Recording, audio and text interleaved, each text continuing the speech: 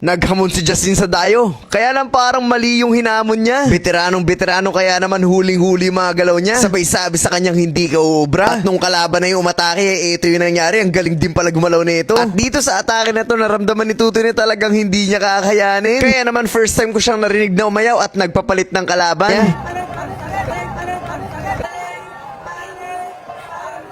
Grabe pa rin yung production ng Toy Story Collection dito sa bahay. Hindi natatapos kaya naman sobrang busy namin. Kaya kung hindi ka pa nakakahabol, i-click mo na yung link at huwag ka magpapahuli. Limited orders lang kasi ang tinatanggap namin sa bawat araw. Kaya paunahan na lang po at sa pagbili niyo po ng jersey ay nakatulong kayo sa mga missions na ginagawa namin. So ano pong hinihintay nyo? I-click nyo na po yung link. Anyway, bago po natin ituloy ito ay meron po muna akong gustong i-share sa inyo. Sabi sa Jeremiah 17 verse 9, ang puso ng tao ay mandaraya, higit sa lahat at lubos na masama.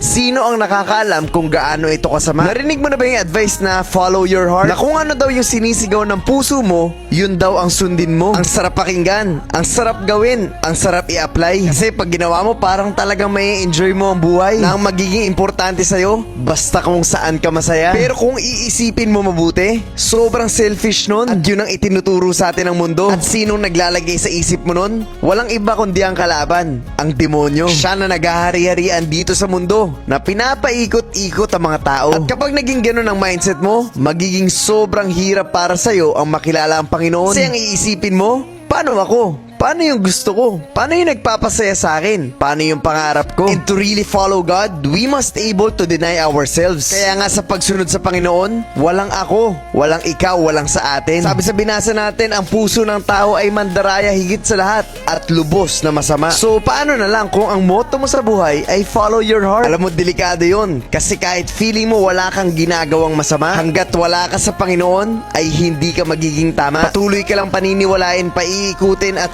sasabihin okay lang yan. At dahil wala ka kay Lord, madali kang maniniwala. Walang sinabi si Lord na follow your heart. Ang sabi ni Jesus Christ, follow me. Kaya kahit anong solusyon ang hanapin mo, hindi mo makikita. Kasi nasa Panginoon lang ang totoong kasagutan. Kahit sana malinaw at naiintindihan mo talaga ang mensahe ng video na to. Pagpasok sa mga huling minuto dito kay Tutoy, eto na, naghamon. Meron siyang tinatawag. Sino kaya yun? Eto yung sobrang shooter sa kalaban. Ako, veteranong-veterano yan, Tutoy. Uubra ka kaya dyan? O parang mali ka ata ng nahamon? Dito sinusubukan niyang tansyahin yung galawan niya. Kaya lang pag crossover niya, ayun, huling-huli. Sabay senyas na no, bata ka pa, hindi ka pa uubra. Pero syempre malakas talaga loob nitong bata natin. Tinawag niya ulit at pinapatayo ang mga tao.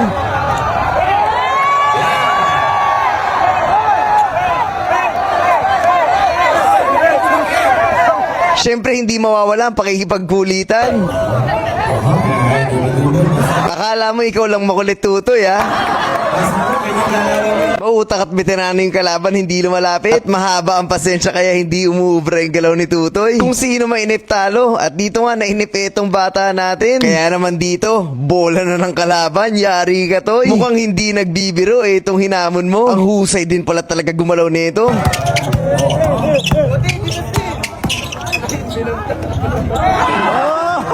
But first time kong narinig na sinabi ni Tutoy, itong mga sasabihin niya.